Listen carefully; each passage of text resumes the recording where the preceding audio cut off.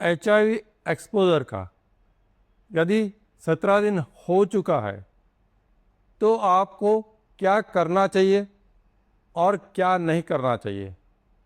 सबसे पहले समझ लेते हैं कि यदि अनप्रोटेक्टेड अनजान व्यक्ति के साथ आपका फिजिकल रिलेशनशिप हुआ है तब भी आपको HIV हो ही जाएगा ऐसा नहीं होता। आपको HIV होने की संभावना एक बार की घटना से बहुत ही कम, जैसे कि 0.001 के करीब हो सकती है।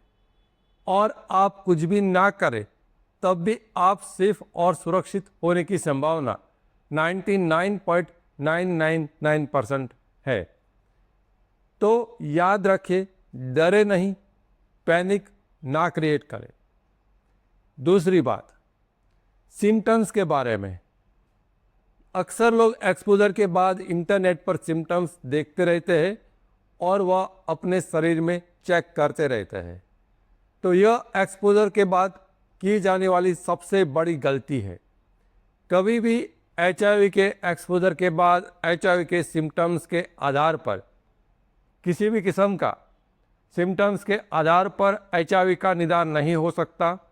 HIV का निदान सिर्फ और सिर्फ लेबोरेटरी की जांच के आधार पर हो सकता है। तो याद रखें, आप किसी भी किस्म के सिम्टम्स या लक्षण को अपने साथ ना जोड़ें। दूसरा सवाल, क्या 17 दिन के बाद एक्सपोजर के आपके 17 दिन बीत गए हैं तो आप कोई दवाई ले सकते हो जिससे HIV को रोका जाए?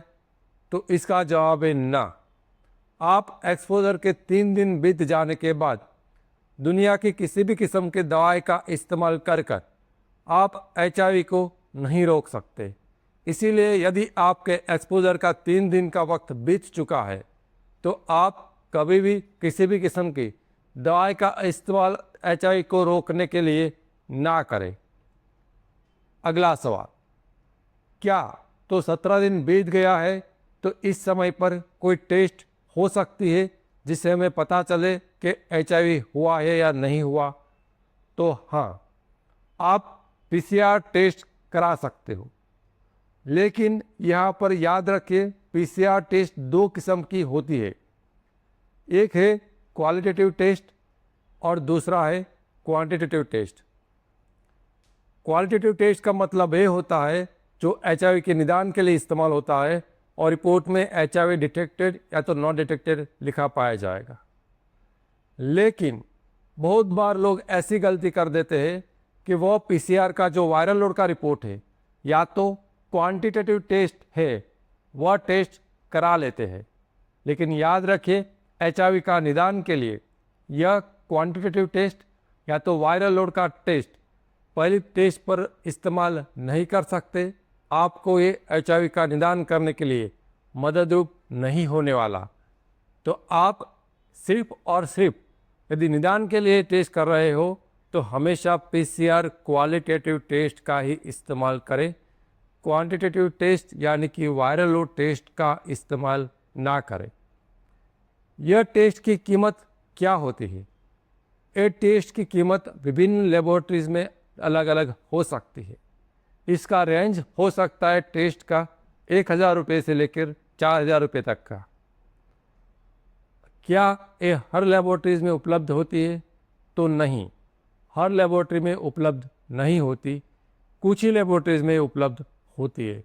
लेकिन यदि आपकी ब्लड बैंक या आपकी लेबोरेटरीज के अंदर यह टेस्ट नहीं हो रहा है तो शायद वो लोग आपका सैंपल कलेक्ट कर किसी और लेबोरेटरी में टेस्टिंग के लिए भेजने में मददरूप हो सकते हैं।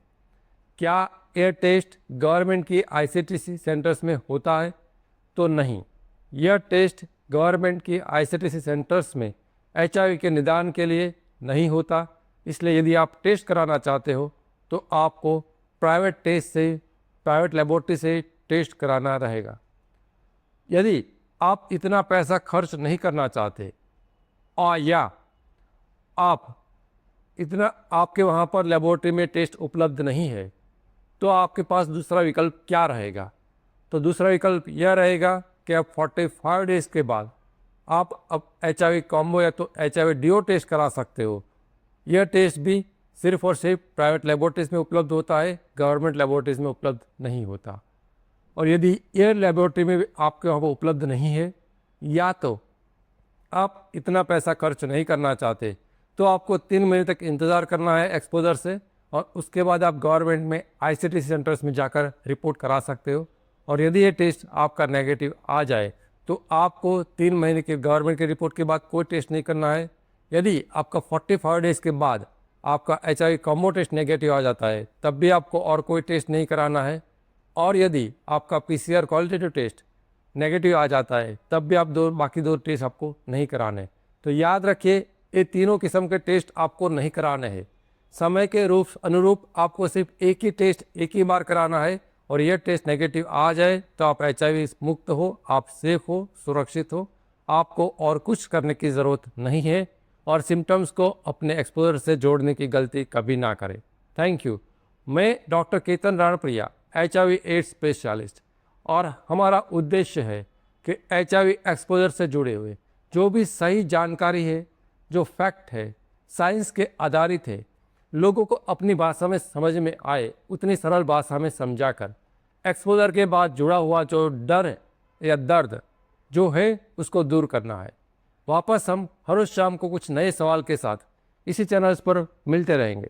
Thank you.